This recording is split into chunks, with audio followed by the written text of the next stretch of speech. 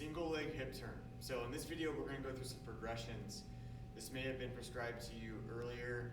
A lot of times we'll start with a single leg hip turn, see how you do, and then we'll adjust the programming accordingly. But a traditional single leg hip turn, some people will call it a standing single leg external rotation / abduction.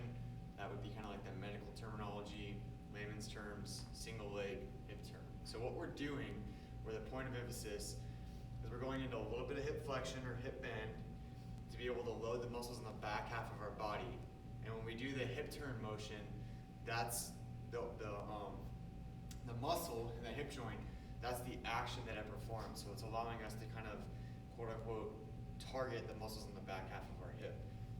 A really common compensation that what we see is you will hold this hinge position and they end up just turning their shoulders and their pelvis doesn't move at all. And that's not necessarily a hip turn, that's much more of a thoracic spine mobility drill. So we want to really cue up that everything from my hip on up is frozen, and the only thing that's really moving is that stance limb.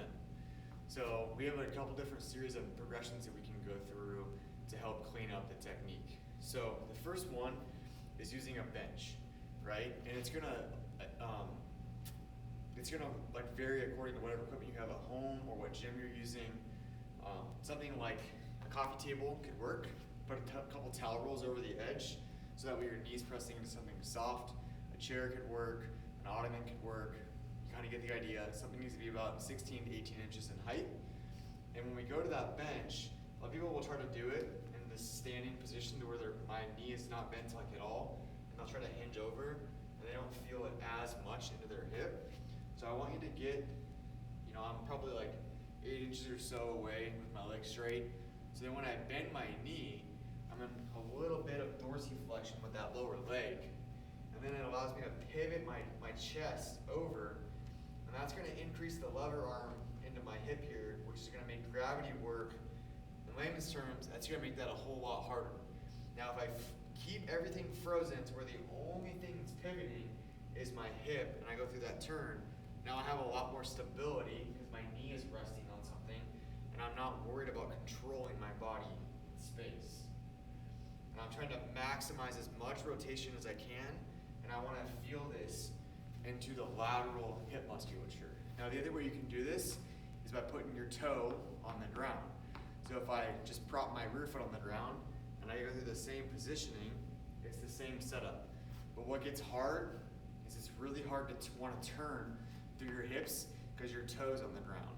So if you watch my back foot, as I turn, my whole leg is gonna have to pivot as I fall over, but my whole leg is gonna have to pivot in order for my entire pelvis to rotate and for me to get the hip. So that's why I like to do this with my knee supported on a surface. Now another thing you can do is, most people don't have a Bosu ball at home, but just taking something that's gonna elevate your rear foot.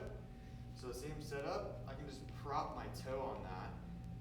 Now I have even more constraints where I can really focus on rotating around that front hip as much as possible.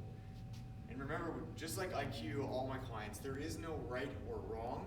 There's what's best for you at this current time. So usually I will cue you up on which one of those I want you to do, but try them, and if you find one where you can feel the muscles working in your hip more than the others, that's the one that you should be doing.